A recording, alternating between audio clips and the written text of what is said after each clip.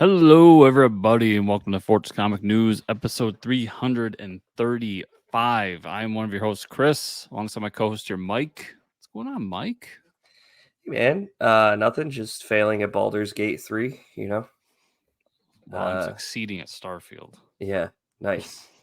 Just trying to hook up with Tentacle Boys, but haven't gotten that far in the game. The game has become a meme. Everybody, if you don't know Baldur's Gate, there's a lot of reels and TikToks and memes about how you can pretty much just have sex with any character you want. But it's a really freaking hard. I like turn the difficulty down to like easy mode, and I was like, maybe it's too easy, and then I turned it back up to like the mid mode, and I just get demolished. So I'm like, okay, maybe I should just. But also, you have to think like a D&D player, and it's hard for me to like distinguish that with video games. But you can do some crazy stuff in that game. Yeah. I did like barge in on 2 trolls having sex, and they got pissed, so I had to fight them.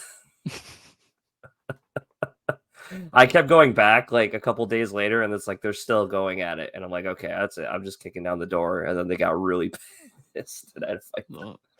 Those trolls, man, they're notorious. Yeah, it's getting down for several days. We do have an interview today, everybody. Steve Tanner, going to talk about his publishing company, Time Bomb Comics, and Quantum issue 3 coming out. So we'll be talking about that, some other books.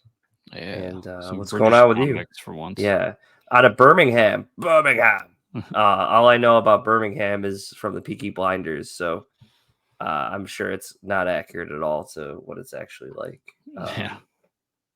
And so how's Starfield treating you? That's great. I've been really enjoying it. It's exactly what I wanted. Yeah. And unlike, so I finished Final Fantasy 16. Oh, and while it's a good game, yeah, it's way too long. It's not enough an RPG for me, and I just really like Bethesda games. So this is scratching an itch where there's other stuff I want to play, but every time I turn on the Xbox, it's like it's Starfield time. So nice. It's really good. I really, if you're into that style of game, I recommend it. But yeah, I've been doing that. So I had the week off from work. So nice. Was trying to get some stuff done around here. Got some, even though I'm sure it's not noticeable by my background right now, but getting a lot of stuff done, finding stuff. Found some interesting things. Stuff I knew I had, but it's like, oh, it's been sitting in a container or something for 2 years now. Forgot about it. So I got the original art from our poster. I forgot. Yeah, that's really cool. I didn't know you had the original art. Yeah, I remember. I knew I had it. It was just a matter of where it was. That's awesome. And Mike, I found it. What'd you find? My Mega Man Blaster. My God, the Mega Man Blaster. I didn't know you had one of those, Chris. Does it light up? Yeah, but I think it needs new batteries. You probably used this like first day you got it, and then it died, and you're like, okay, I'm gonna put this away. That's awesome. Well, you hold, so if you look inside, there's like a little. It's probably hard to see because it's all blue, but there's a little like holder for you to put your hand on. Yeah, and there's a trigger. Like that's awesome. Hear that? Yeah, I can hear it. Yeah. That is amazing. Life size. I found all my Mega Man stuff, and I was like, I have this. I forgot I had this. Besides Mega Man Blaster, that's awesome. So yeah, I've been having fun with that. I was gonna sit through the entire show with it and like talk with it, but I just realized I have to like take notes and stuff while we're doing it. Because your hand will get pretty sweaty. And and then both my parents got COVID this week, so I've been helping take care of them. Yeah, it's like rampaging through the streets. I was actually at a trade show all week, so when we go to talk about comics, I'll have nothing read. Yeah, I've just had too much going on. But yeah, that's I kind of wish I had a Mega Man Blaster right now. I know they made the helmet too. Did they make the helmet to match it? Yeah, they made a helmet. They've made a bunch of stuff. I just found out that G Fuel, because G Fuel has a Mega Man flavor. What? Like energy drink? Yeah. What does Mega Man taste like? And like a blue raspberry? Yeah, blue raspberry like popsicle. Amazing. It's quite delicious. But you can get it in like powder. So you can get like shakers, and there's a Mega Man shaker out there, which I need. Yeah. Oh, Here's something I wanted to share with you. I don't know if you've heard of this.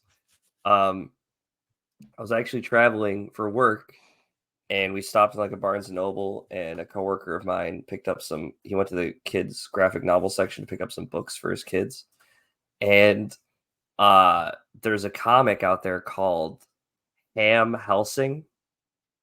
Ham Helsing? And it's a little pig that fights vampires and like monsters. Yeah, there's 3 volumes of this hardcover, Chris. Chris is going to Amazon right now. He's going to order this shit because I found out, I'm like, this is genius, and I want to go read it now. And volume 1 is titled Vampire Hunter. Yeah, and the third one is called. The third one has a really catchy title.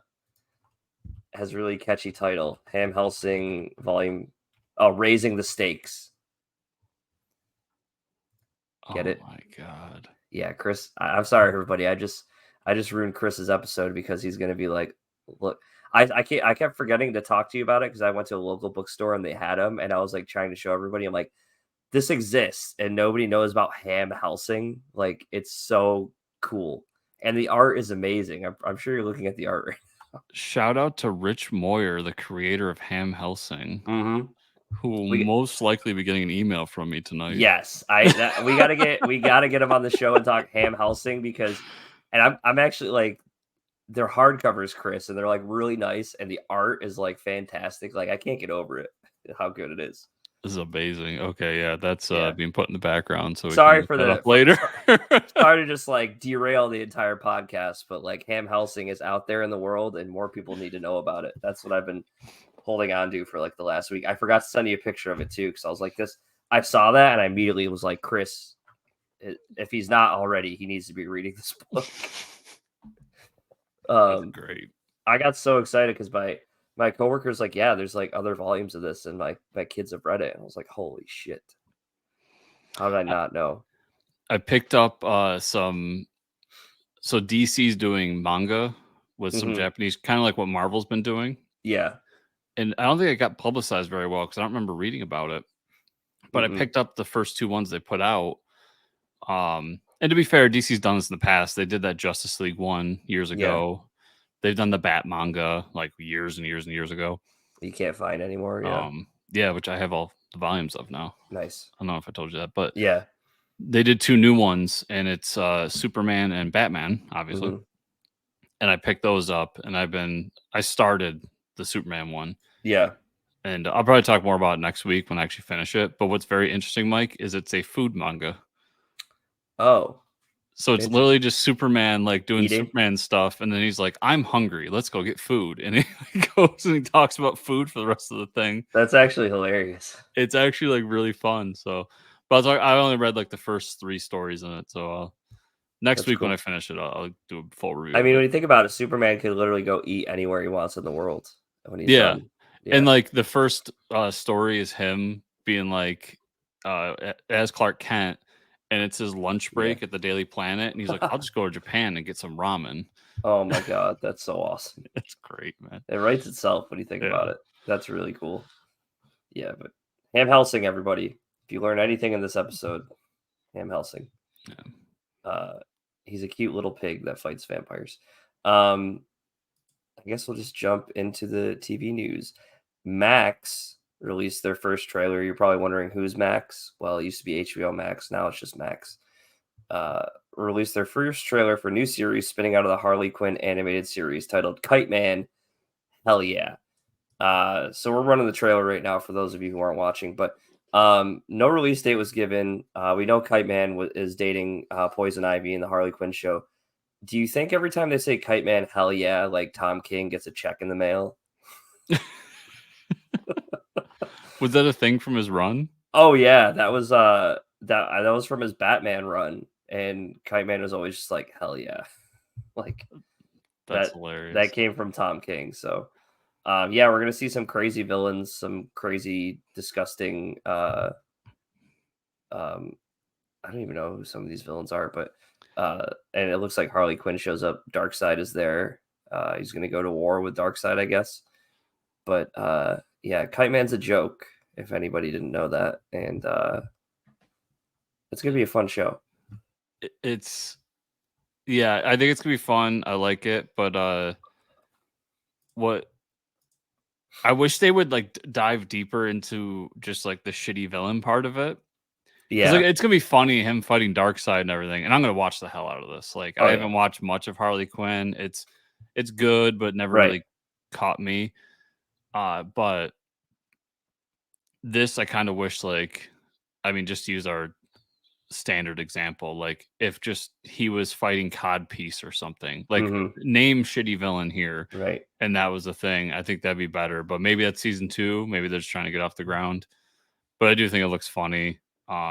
Starting off the trailer, letting us know exactly what the theme of this show is with a Yeah. masturbation joke. Like, Oh yeah, yeah. Yeah. Yeah. That was great. Coming yeah. right out of the gates. Yeah. I guess we'll see. And I think the best episode of the Harley Quinn show is, I think it's season 2 or 3, where it's all about Bruce Wayne. I think that episode is fucking hilarious. If you haven't seen that episode, you need to just go. I think it's titled Bruce Wayne. So you need to go watch it. It's absolutely hilarious. Like twist and puns about Batman. Yeah, I keep meaning to put it on my list, my to-do list, but Yeah, I mean, too much stuff. I still need to finish Doom Patrol. I mean, there's so much out there. I still got to finish One Piece, a couple episodes till I finish it. And yeah. Dude. So I said at the beginning of the show, like my parents have had COVID and Yeah. everything, and I've been going and helping them out and doing a bunch of stuff for them. And I walked in on my dad in the living room watching the One Piece live action. Nice. My 71-year-old father. I love it. That means Netflix has won. What did he say? Was he liking it? He said it was goofy and kind of stupid. He wasn't sure if he was going to keep watching it. Watches 8 more episodes. But he did say like it's entertaining at the very Yeah, least. right. So It's entertainment for sure. Which we don't have enough of. Funniest moment of my week right there. Yeah, I started watching the new Indiana Jones and I like fell asleep halfway through it, so I got to finish that. Nothing really happens for the first hour of that movie, and I was like, man, is this movie almost over? And then I looked and I was like, oh, there's another hour and a half to go. Yeah, it's an Indiana Jones movie. Yeah, like Indiana Jones movie, nothing happens and everything would have been fine. I just don't really care for the co-star that like shows up. The guy's daughter. Yeah, the guy's daughter. Yeah, I liked her, but she becomes better later in the movie when they like get over that. You know, they have to argue and fight. Yeah, bullshit. like I hate that shit. It's like I don't want to see the arguing happening. Yeah, it's like annoying. That was like as kind of a side tangent. That was like my main issue with Twisted Metal. I really liked that show, but like they had to spend half the season with the main two characters arguing. Yeah. It's like just have them get along right away, please. Yeah, right. But Star Wars Ahsoka Episode 5. I still haven't been watching that, but I'm sure you could fill us in, Chris. Yeah, this is an amazing episode. This is kind of like episode 1 and 2, where this is straight at people like me who have been watching forever. So basically, majority of the episode is the fleet trying to find Ahsoka and figure out whether she's alive or not after she fell into the water. And then the other part of it, the main part of it, is that she's stuck in this other realm that I think I spoiled last week, but if I didn't, I'm not going to spoil. Yeah, you did. Okay. And she's there with Anakin. And they basically they don't really explain what Anakin's doing there, because in Rebels, it was used to pull people out of the timeline and basically retcon them back into existence. Right. And that doesn't seem to be the case here, because Anakin has a conversation with her basically saying like, we have to finish your training. Mm-hmm. And then it just like flashes them back to the Clone Wars. Now I got live action General Skywalker with a young Ahsoka. So they got the little girl who played Gamora, baby Gamora in Endgame. Oh, wow. Or was it Infinity War? Yeah, I think Infinity War. It was one of those two. Yeah. She plays like younger Ahsoka. Mm-hmm. And they flash back to them in the Clone Wars and having a conversation and everything. And it was awesome because it was straight up fucking Clone Wars cartoon brought to life. Cool. There's a fly flying around everywhere in this room. Yeah, I can see that. High definition fly. And and so it's a lot of that, and then they kind of flash forward, and it's just a big back and forth between Ahsoka and Anakin, and her kind of having to come to the realization that she needs to fight to stay alive, that she needs to want to stay alive, and then they find her and blah blah blah, and then they get the space whales to take them off into the other galaxy. So Ahsoka's big plan to like get to that other galaxy, because I can't follow the map because it got destroyed, was like, oh, we'll ask the space whales. Sure, why Because not? and just to explain that, everybody, like if you didn't watch Rebels, the way Thrawn is defeated in Rebels is Ezra summons a bunch of those space whales, and they like basically grab a hold of the Star Destroyer they're on and just flash them away. And nobody knows what happened, but it's assumed that they died. And now that's kind of the where this series comes in. We're like, oh no, they might be still alive somewhere. So her plan is like, I'll talk to, and it's so funny because they're like flying through all the space whales, and they're like, there's a big one right there. Let's go talk to that one. That's funny. And so, yeah, so next, so it ends in the most frustrating way possible. Is this entire season has done like great cliffhanger endings where it's just like, okay, we're going, and they're in the whale and they just fly away. Credits. Damn. Yeah, so but it was just a great episode, getting to see all that Clone Wars stuff, getting to see Hayden Christensen in the General Skywalker garb that he never really wore in the movies. That's cool. And getting to see him play the role of Master, which we never got to see in the movies. Right. There's just a lot of good stuff in this episode. So awesome. Yeah, it sounds really good. I'll have to catch up. I'm really enjoying this episode. I haven't looked to see what people are saying about it, though. I'd be interested, because I felt like the last two I still enjoyed, but I was further down on, and everybody else was like really high on. And now we're back to kind of the stuff that I love, that I've watched all this stuff and seen the lead up. I'd love to know, like, did we switch sides again? Am I really high and everybody else is really low? People are probably like, fucking space whales. What the? I saw a few of that already. Like, what's with the space whales? It's like, well, you didn't watch Rebels, you fucking nerds. Yeah, there you go. Movie news. During Thursday Night Football, WB released a new teaser trailer for Aquaman and the Lost Kingdom, and the full trailer online at the same time. So Chris got it here. Yeah, so we're just going to go through it. By the way, Thursday Night Football, the Eagles won. Yes, good job, Eagles. good football performance. Yeah, so I was watching the game, though. And, just enjoying. I rarely get to watch these late night games, so I stay up watched it. And just randomly, like, an Aquaman trailer pulls up. And I was like, whoa, look at that. Yeah, you're like, oh, that's pretty neat. We get the glimpse of Aquaman has a baby now, and he's hanging out with Boba Fett in his lighthouse. And he says something like, how did you do it? Like, so he's raising the baby on his own, we think, because we don't. Amber Heard is nowhere to see in this 3-minute trailer. She's like a split second, she's seen like punching some glass. So maybe she's been in prison. Maybe she's committed some war crimes. I don't know.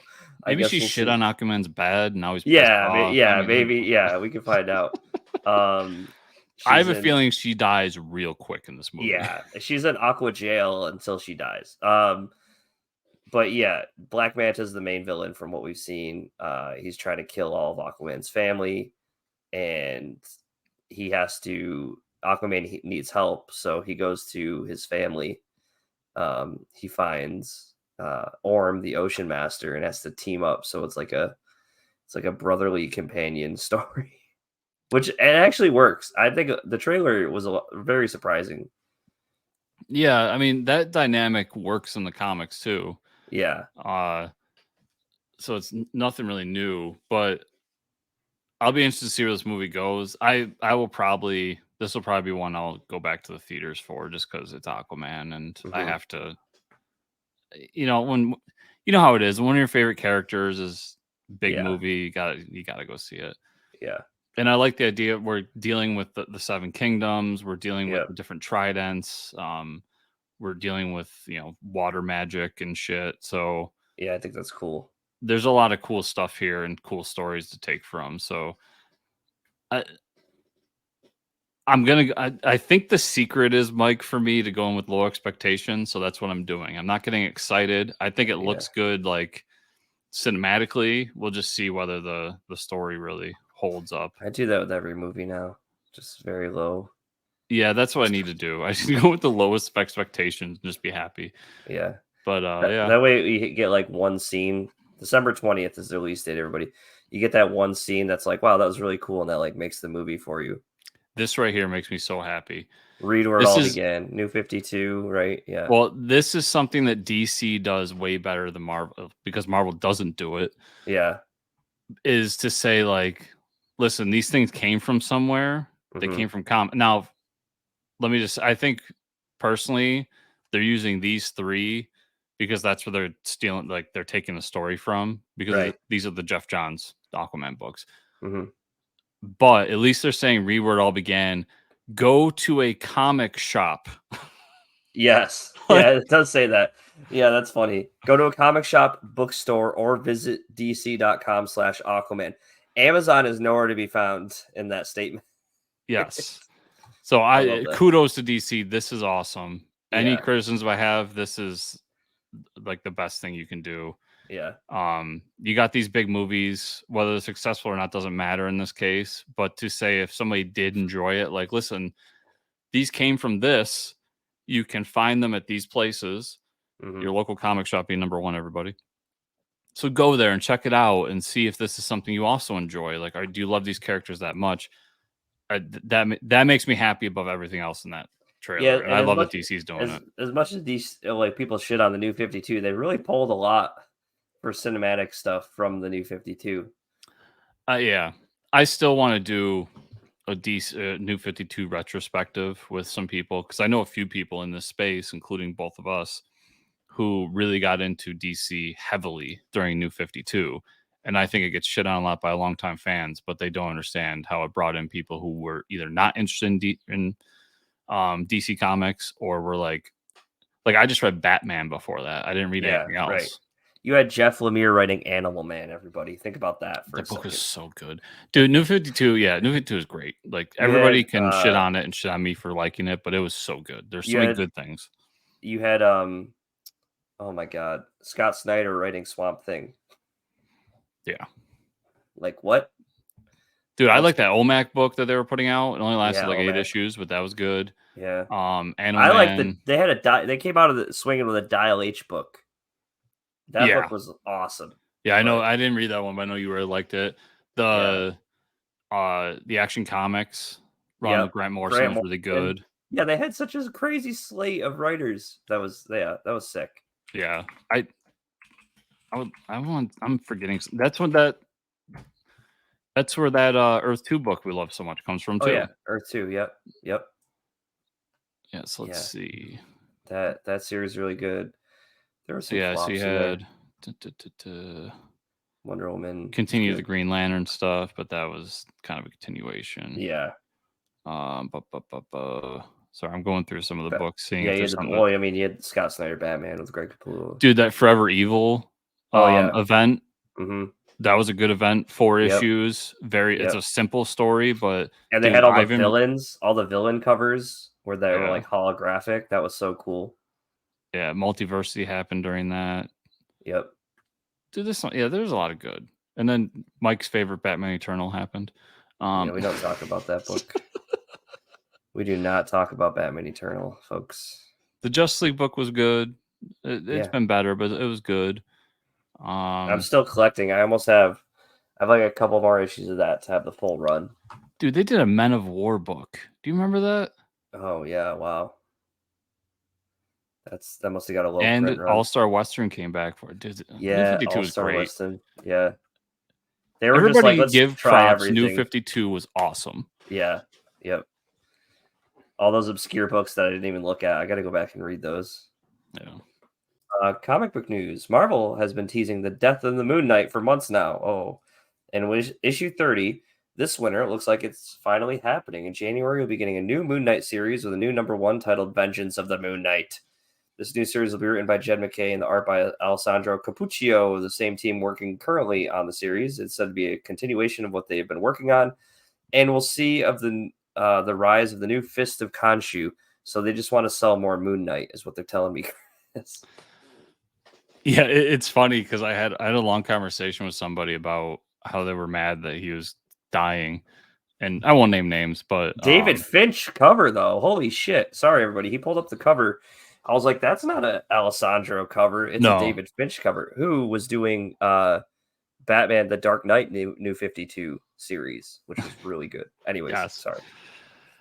Yeah, I was having a conversation because Moon Knight's like one of the most notorious Jewish characters in comics, and I was just like, yeah, but you can't treat him special. Like, right? It's actually a sign of respect that he gets to die, right? And it's weird to say, but like we all know, Mark Spector's coming back. Like he's not dead forever. This is comics, everybody. Yeah. And that's how I feel. Like it's reached the point where Marvel made a big deal about Moon Knight dying. Like, yeah, right. Dude, 20 years ago, they could have killed Moon Knight off and everybody would be like, whatever, nobody cares. The 3 people reading the book would have been like, oh man. Yeah. It would have been like me and like 2 guys on the internet. Yeah. And but it's interesting. I think I'm behind on the Moon Knight book. I think I still have issue 25 to read, which is like one of those giant oversized things. But I know they've been leading up to this, and it's good to see that Jed and Alessandro are continuing the book because I think they've done a great job with it so far. And it'll be interesting to see who takes over the mantle. I mean, there's a few that could inside the Midnight Mission, Moon Knight's little like crew that he's been gathering for these 30 issues. And what's even more interesting about it is that most of those people in that crew are vampires. So I have a very strong feeling that it's one of those vampires. Interesting. Yeah. I wish David Finch was doing all the art because I love the way he draws superheroes super jacked. Yeah. Dude, this is a great cover. Yeah, it is. Yeah, Finch is great. He's still doing that book with Scott Snyder, Noctera, that I'm enjoying. It's good. I do wish he would go back to superhero stuff, but yeah. And I think Alessandro's art in this has been really good. It's got a very action anime-ish style, manga style to it. So I'm happy to see him continuing it. Star Wars Visions is returning to comics with a new one-shot featuring Ronin from the cartoon anthology. This issue will be written and drawn, as was the last issue, by Afro Samurai creator Takashi Okazaki. Very cool. That's an awesome cover. Yeah, if anyone out there watched Star Wars Visions, I personally thought it was not that great, but I continue. It came out the second season. I haven't watched the second season yet, but this was the one strong point of it, was this like feudal Japan version of Star Wars with the Ronin. And we had an issue, I'm sure I talked about in the show when it came out last year, that was really good. And it's cool to see him come back. I think it's a cool alternate reality for Star Wars. And obviously the fans have taken up on it because they keep bringing it back. So yeah, and that's an awesome cover with the samurai on it. Yeah, I really recommend it to anybody that likes like samurai stuff.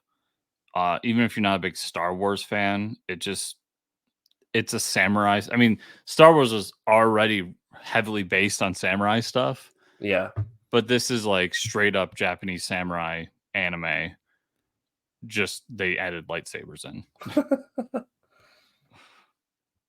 That's awesome. Yeah. That sounds right up my alley. I mean, that's all.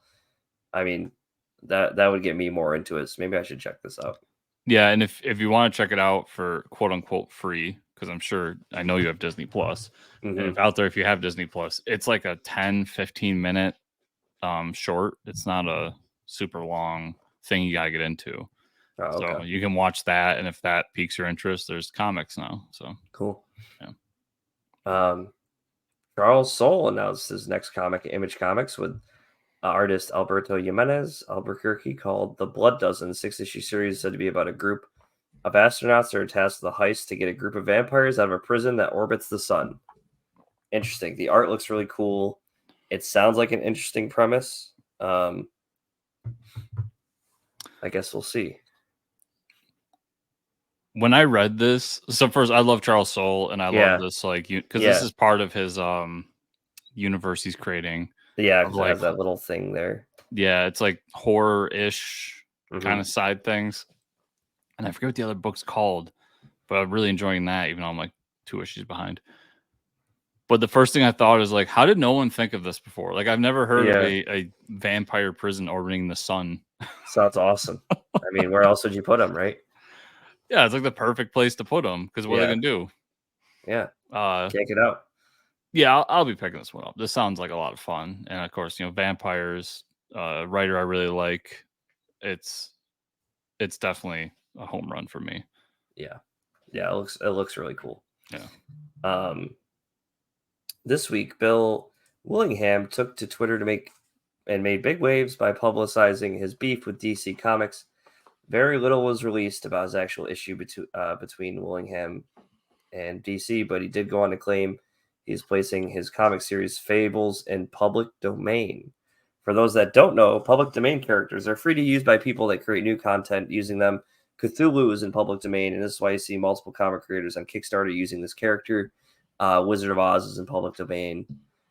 That is pretty crazy that he just he has made this proclamation. DC disagrees that he has the ability to do so, even sending out a press release to claim the opposite. Here's their press release. The Fables comic book and graphic novels published by DC and the storylines, characters, and elements therein are owned by DC and protected under the copyright laws of the U.S. and throughout the world in accordance with applicable law and are not in the public domain. The statement reads, DC reserves all rights and will take such action as DC deems necessary or appropriate to protect its intellectual property rights. Notice how they never said Vertigo in that sentence at all, Chris. Yep. Interesting. Yeah, it's a very tough situation because nobody really knows. I mean, I know somebody personally who has a lawyer looking into it, so maybe we'll get some clarification from a lawyer's perspective in the near future. Yeah. But to me, it's so funny to me because there's been two sides to this, and we're going to get a tiny bit political here because I have to, but Bill did this because some sort of beef with DC. Like DC did, and there's two sides to every story, and we haven't gotten DC's side. So I'm just going to take what we have and go with it. But from Bill's perspective, DC has done something wrong and fucked him. Yeah. And so for him to release his characters like that, oof. Yeah, so he said, like, flat out, like, fuck you, I'm just going to take it because under what he thinks is that he owns them and nobody else should be able to DC shouldn't have exclusive rights to it because it's his creation, it's his world, and he has creator-owned rights over it. There's some side things there that there might be language. There is language in contracts like this that say like they can't. DC is able to use it for like to make movies or TV or whatever they want to do with it. Yeah, but he still owns the underlying property. It's also. Oh, go ahead. Yeah, I'm sure it almost. I mean, we're gonna speculate, but it's almost like they were probably working on a project without his knowing, or he was getting shafted on like royalties, so he was probably like, whatever. Then let everybody work on it. Then like nobody will get money for it. Yeah, there's also something there where like the book is behind, and of course, when the book gets behind, everybody blames the creator. So him and the artist get blamed right away. Yep. And he took issue with that. And I'm sure that has something to do with it too. There's also, I don't even know if it ever finished, but there was that Bigsby Batman crossover. Oh yeah. I don't know what happened with that, if that finished or not, because I wasn't following it, to be honest. So there's things that could be happening there. But so, yeah, as I say, now it came on, everybody was like on Bill's side, as they should be, because you should be on the creator side. You shouldn't be on the giant corporation side, in my opinion. Right. And then immediately things turned and people started like taking DC's side and Mm-hmm. like shitting on Bill. Do you want to guess why, Mike? Why is that? Because Bill is a known Republican. Hmm. So I just want to say that real quick to be like, that shit doesn't matter, everybody. Like, this is Right. about creator rights. Yeah. This is Yeah. I about the think creator trying to do what's right for them. political views aside, like Yeah. you shouldn't want to slight somebody just for their political views. But Yeah. And he might have some shitty views. I don't know. I didn't look that far into him, but yeah, like, I saw some of the stuff that was like being pushed out there, and I'm like, it seems like basic bitch Republicanism to me. But that just shouldn't matter. Everybody needs to go and be like, no, like this is all about saying fuck you to the big corporation. And to be fair, the big corporation that you and I both read a lot of their stuff and enjoy their work. So I'm not shitting on DC to shit on DC. I'm just, right. if it was Marvel, I would hope that I would have the same opinion. I think I Yeah, would. I mean, at the end of the day, the lawyers are going to take everything to account and not anybody's politics, right? So Yeah. It's just we'll see. it's an Yeah, online thing yeah. I mean, to like get points. people are always going to be that way. I'm trying to find, because our boy Tom Payer Hmm. was actually the editor at the time Fables was created. Oh, interesting. Because he was Um, working at DC at the time. well, he's at Vertigo. Vertigo, yeah, because Yes. he was working on Doom Patrol as well. Yeah, and I should have pulled this up ahead of time because I didn't think about it. But anyways, I remember Tom said something about like people coming out and like making definitive statements, as they do on the internet a lot, Yeah, that right, don't know. And he flat out said like these contracts are more complicated than you think. He goes, I was there for it, and there's just things that aren't being said. And then he yeah, came out later to say kind of what I said earlier, that there's two sides to every story, and we've only right, gotten one so far. yeah, So Tom knows something that we don't. And I right. have a feeling it's that this isn't a thing that can be done, because I'm sure DC's lawyers are much better than people want to admit. Yeah, I'm sure they've have things in place to never Yeah. lose properties or lose money. Yeah. More That being so. said, it's important to remember that Fables is also a creation made off of public domain characters. Yeah, which is like, so the public domain creations are now public domain. That's what I was going to bring up. Is like you have like fairy tale characters that have been in public domain. So Yeah. Now it's kind of the idea of like we can do things with Winnie the Pooh now, right, but we can't do. And I may have this wrong, but you can't do Winnie the Pooh with the red shirt or something like that, because that's the one right, Disney owns. yep, yep, Um, so there's things like that where like he took these characters, twisted them, and did things to them, and that's the copyright. Um, and another thing to remember, a part of the reason, because DC doesn't make these statements, they never do stuff like this, yeah, and it's important that they're doing that, because when you go to public domain, that basically means, Mike, that like you or I could just print copies of Fables if we want. yeah. That's I true. mean, of a public domain thing, Right. let's just say, and just start selling them. Hmm. And there's no, they're public domain. Anybody can do it. That's why you Right. see like these weird versions of old Wizard of books and Oz. novels. Yeah. Yeah. Right. Hmm. And why you can't just find, like, I remember I was going to find, what's the Monkey King book? Oh yeah, yeah. Journey to the Journey to the West. West. Yeah. Hmm. So yeah, I was looking for a copy of that, and it's really tough because not only is that a Japanese novel or Chinese novel, um, that was written in Chinese and then translated, but it's also public domain. So there's multiple translations, multiple Hmm. versions, Hmm. hundreds of different people printing it. So it's Yeah. interesting. Yeah. I guess we'll see how this plays out. My thoughts are you never want to pick a fight with the corporations, but My thoughts are somebody's got to pick a fight with the corporation. yeah, And I think Bill Willingham, of all people, he's in his late 60s. I would like to hope he's made his money. Who knows in this industry? maybe he hasn't. Exactly.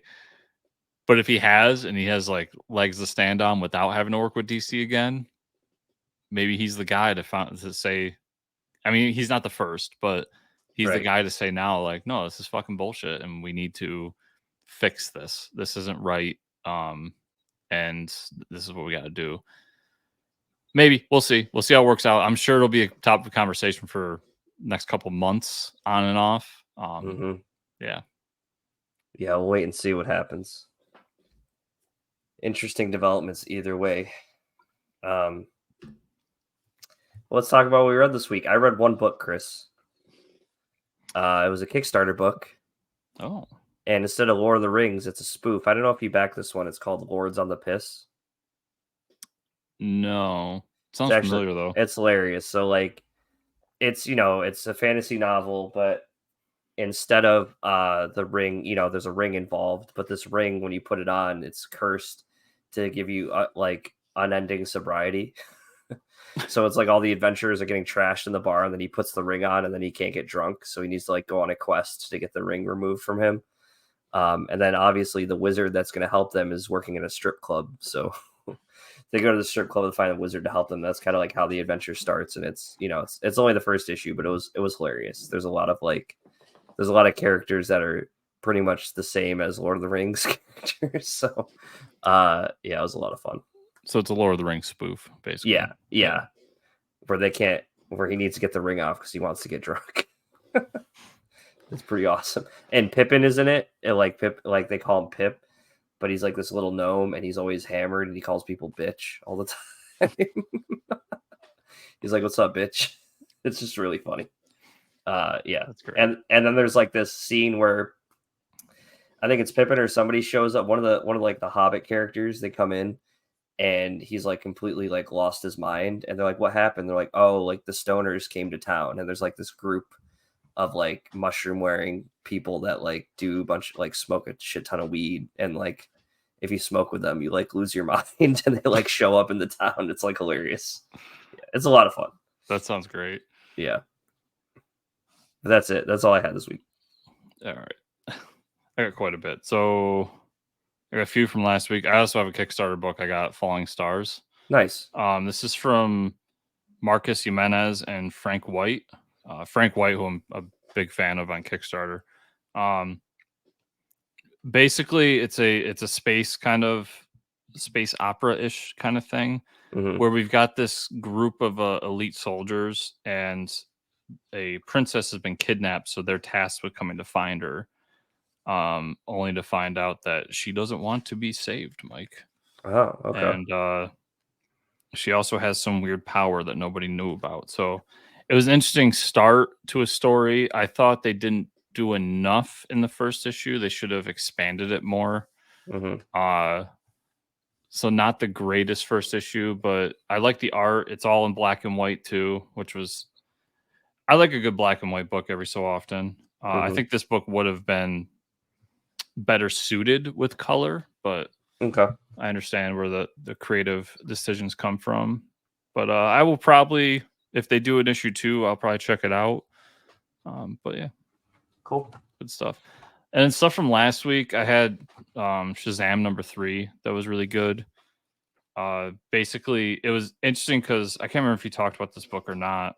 I think so. Yeah. But it's really interesting that like the different gods that give Shazam's powers to him come together and basically admit that they've been puppeteering Shazam for a while. And now Atlas is pissed because it was his turn to kind of take over, and Billy's decided like he's done. Yeah. So he has to force his hand. So a really good issue. Last week's issue of the unbelievable, unfortunate, mostly unreadable, and nearly unpublishable Untold Tales of Fairyland came out. Nice. And it's another really good issue if you like I Hate Fairyland. I won't bore too much because it's like a bunch of little micro stories inside that world. That's cool. But this week, I Hate Fairyland #9 came out. Nice. So this is the dragon from the first volume. Oh, okay. There's this little kid who dressed up as a dragon. That's and funny. in this like future, he's now still in Fairyland because nobody told him he had a key to get out. Oh, wow. So now he's older and like miserable, but still pretending to be a dragon. That's funny. And somehow gain the power to breathe fire as well. And Gert tells him like, "Oh yeah, by the way, you had a key. We should go find it." And he's all pissed because when he came to Fairyland, Gert just took him and like said, "Come with me." And nobody ever told him he had a way out. So now he's all pissed about that. and they quickly get over it, move on, and say, okay, well, I need you to help me find the key. And the entire time he was working with this witch who was using him basically as a bodyguard, and he tells her to basically fuck off and burns her to a crisp. And then they have to fight a bunch of witches. Oh. So I really like I Hate Fairyland. It's a fun, weird book. Yeah, it is. And definitely recommend it. Start with the first volume, make your way down to here, but it's good stuff. And then let's see, we're gonna get to those two last because there's a lot to say. Batman Inc. number 12 came out. I think this is the end of Batman Incorporated. Okay. So they solved the whole Joker Incorporated thing in this, but the big thing here is the team goes through a drastic change because Ghostmaker at the end of this tells the team like, hey, I promised Batman that I would do it his way, and his way is stupid. So I'm outie. And he leaves the base with the rest of the team, says, this is no longer use to me. You all know where it is, so you can have it.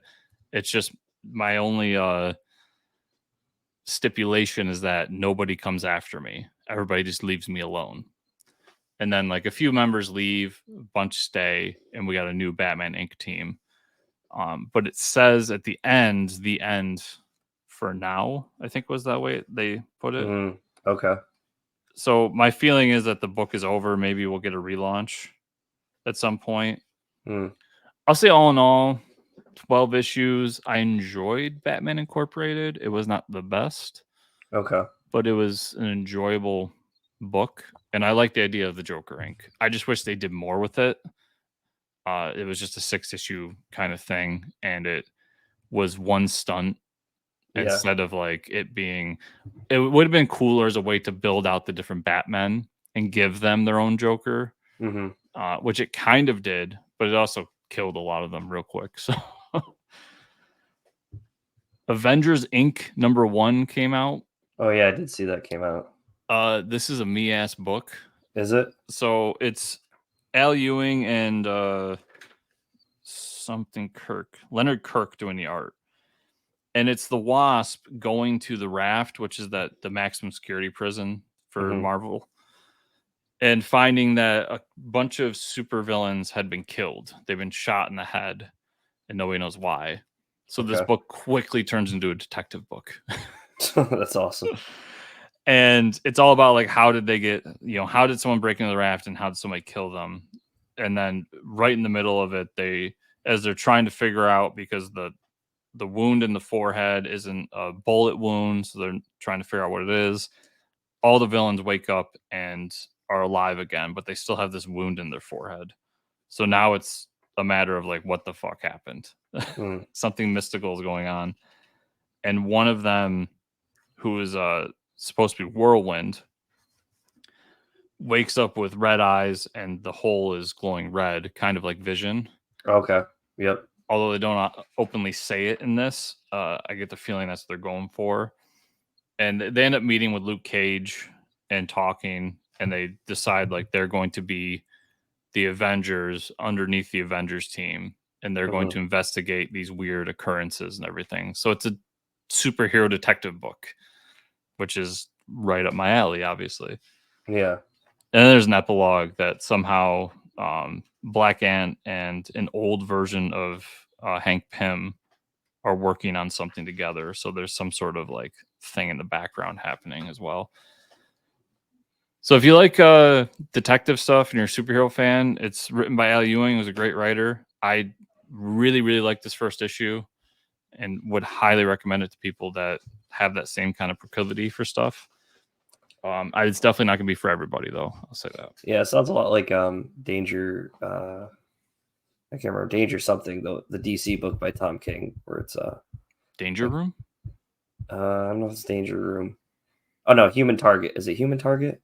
There's one where it's like he's investigating like murders. Yeah, that's Human Target. Human Target, yeah, that one. That's one I want to check out because it's even though I'm not a Tom King guy, it hits all the right buttons because it's also like JLI adjacent. Right, you'd like that one because it's like Booster Gold and stuff. I really liked it. So, I read the first volume. The second volume's ongoing right now. So, yeah. That being said, in all the DC books this week, which I only bought 2, so maybe it's just those two, but there's a preview for Tom King's Wonder Woman. Oh yeah, and I will not be reading Tom King's Wonder Woman. Yeah, it comes out next week or this week. I have too much, and it just doesn't pique my interest. And I just know my way with Tom King. Yeah. I got a couple more, Mike. Daredevil #1 came out. New creative team. New move forward with Daredevil. So, if you remember at the end of last Daredevil, Daredevil dies and then is immediately resurrected. Yep. And now he's just Matt Murdock, and he's become a priest as part of the Catholic Church. Okay. And is taking care of these orphans in like a church orphanage. And in the background, Elektra's doing her thing, and she's actually like secretly funding the orphanage because she wants to keep Matt happy, but doesn't want to like reintroduce herself because he doesn't remember being Daredevil or anything. Like that part of his life has been wiped away. And that quickly disappears when he runs into Daredevil. Oh, okay. And starts remembering like who he is and why he can fight and all this stuff, and where he has the power the whole time, but he's not really sure what it is. And he quickly is just like, oh yeah, that's right, I'm Daredevil. And we got this demon who comes and tries to take over Elektra and ends up taking her over to attack Murdock. And he has to like exorcise the demon from her, which was a really cool scene. Oh, okay. Of him like doing an exorcism and everything. Yeah, that sounds pretty cool. And by the end of the first issue, we get Matt back in the Daredevil suit. So really great reintroduction. It's Daredevil, man, through and through. I think if you enjoy Daredevil, it's Daredevil. And I like that they continue to dive deeper into the religious aspect behind Daredevil, because I think that's what makes him interesting, personally. Yeah. And I'm really excited for Salman Ahmed to continue the book. It's a guy I've enjoyed in the past, and I'm glad he got the chance. Cool.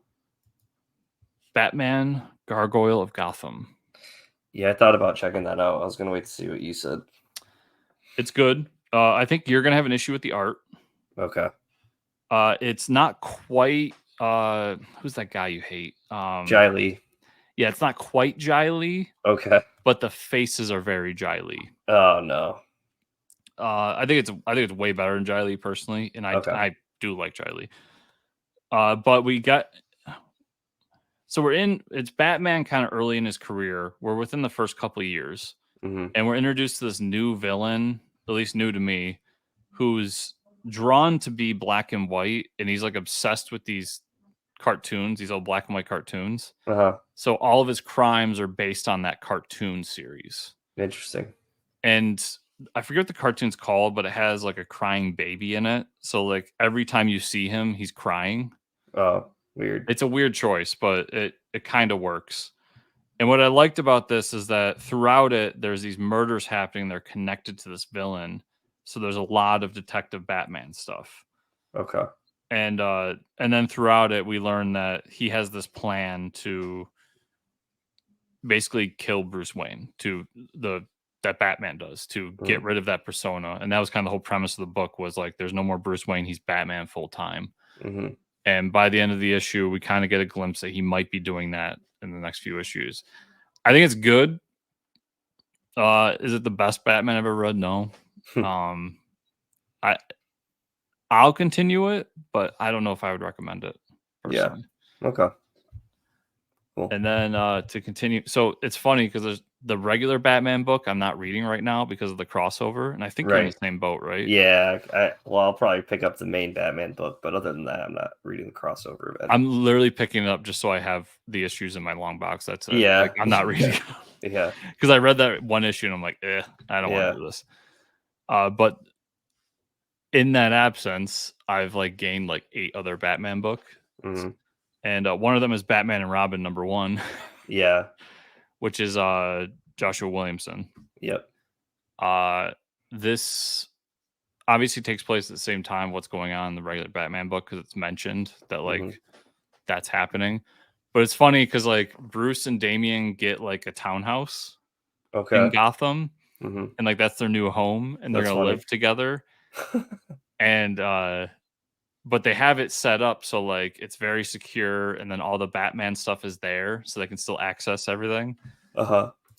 and they discuss how like Robin's gonna go to high school in this, and like it gets very like bad father son thing.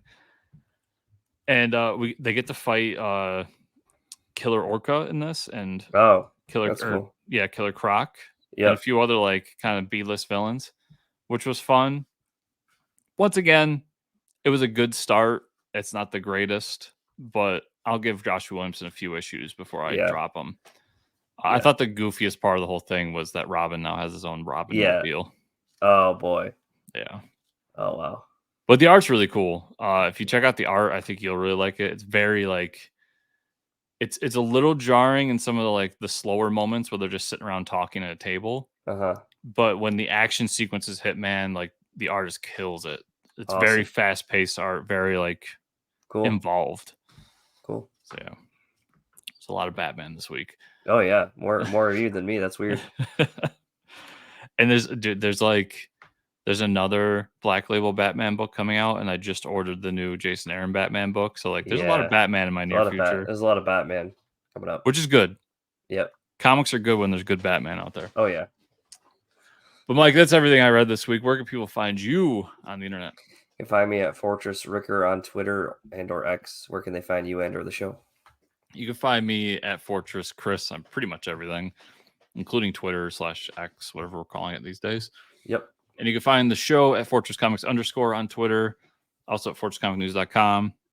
Remember, everybody, the 5-star reviews, like, subscribe, share, comment down below on the YouTube versions of the show, and patreon.com/Fortress Comics for the extra support. Thank you all so much for watching and or listening this week. We'll see you all here next week.